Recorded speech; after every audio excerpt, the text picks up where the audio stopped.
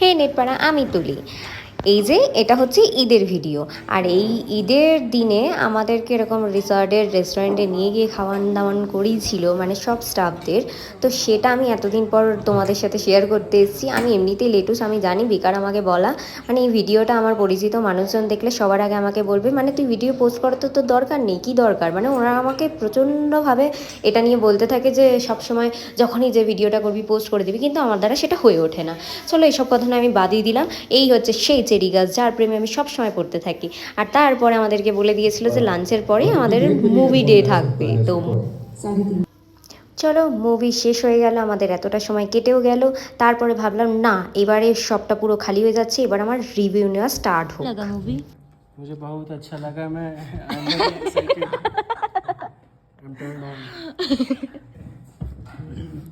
आपको कैसा लगा मूवी? मेरे को तो अच्छा लगेगा। अच्छा, आपको कैसा लगा? ट्रैक्टर में था। আচ্ছা, ऐसी बात है। আমাদের মুভি খতম, সব এখন গোছানো গাছানো চলছে ওই যে ওখানে। আমি এবারে যাই বাবা। তারপরে বাইরে বেরিয়েই দেখি ভাই কি আকাশ, মানে এত সুন্দর আকাশটা লাগছিল। সেদিনকে মনে হচ্ছিল বৃষ্টি হবে হবে, কিন্তু বৃষ্টি হয়নি। এরকম একটা রূপ নিয়ে বসেছিল সেজে গুজে আকাশ একেবারে রেডি হয়ে। আর এই পাশে দেখো রোদ্দুরটা কি সুন্দর পড়ছে, আমার যে কি ভালো লাগছিল। এদিকে এই যে এরাও ভিউ দেখছে স্যারগুলো, আর এই রকম একটা দৃশ্যর ফিল নিচ্ছে আর কি। কী আর করবে এছাড়া।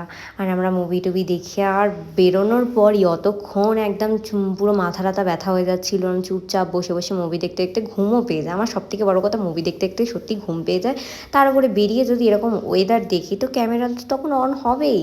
আর এইদিকে দেখো আপেল গাছগুলোতে পাতা তো পুরো ভরে গেছে এই কদিনে। তারপরে আবার আমি নিচে গিয়ে একটু দেখাই, ওই যে সামনের আপেল গাছটা দেখছো নিচের দিকটা করে যেটা রয়েছে, ওইটাতে আবার কত দেখছি ফুল বেরিয়েছে।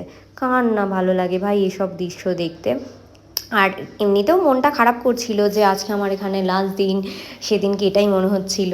তারপরেও হাফ ডে করে তারপরে আমি ওখান থেকে বেরিয়েছি। তো কী করবো, সত্যি সত্যি আমি খুব মিস করছি। মানে আমি এখন নতুন জায়গায় রয়েছি, নতুন জায়গাটা এখন তোমাদেরকে দেখাবো না, অবশ্যই দেখাবো ভিডিও করে, এমনি এমনি বলবো না। তো আমি একটু হাঁটাচলা করে আমার স্যারটাকে বললাম আমাকে একটু ভিডিও করে দিন। তারপরে দিয়ে দেখছি এদিকে চারিপাশে, যখনই আমি গাছটার তলায় আসি তখনই না হাওয়া দেওয়া বন্ধ করে দেয়, নাহলে ওই কী সুন্দর করে ওই ফুলগুলো যখন ঝরে ঝরে পড়ে না, খুব ভালো লাগে দেখতে। আর দেখছি চারিপাশটা ভরে গেছে, কিন্তু শুধু আমি ক্যামেরাটা অন করলেই হাওয়া দেওয়া বন্ধ হয়ে যায়, যেটা আমার প্রচণ্ড রাগ ধরে, প্রচণ্ড রাগ ধরে। কেন হয় আমার সাথে আমি একদম বুঝে পাই না। এই চেরি গাছটার ওপর আমার এই জন্য প্রচুর রাগ রয়েছে। মানে গাছটার ওপর রাগ দেখিয়ে তো লাভ নেই, হাওয়া বাতাসের ওপর রাগ দেখিয়ে লাভ আছে। তাও তো আমার রাগের কে ধারে, মানুষই ধারে না, তো আর হাওয়া বাতাস কী রাগের ধার ধারবে। পরের দিন হাফ ডে করে যখন একেবারে হোটেলটাকে আমি ছেড়ে যাচ্ছিলাম, তখনই আমি এই ক্লিপটা নিতে পেরেছিলাম, যেটা এতদিন ধরে সম্ভব হয়নি, সেটা সেদিন সম্ভব হয়েছিল। এখন আমি সত্যি অনেক বেশি মিস করছি এই রিসর্টটাকে। চলো টাটা বাই বাই, আবার দেখা হচ্ছে নতুন কোনো ব্লগে।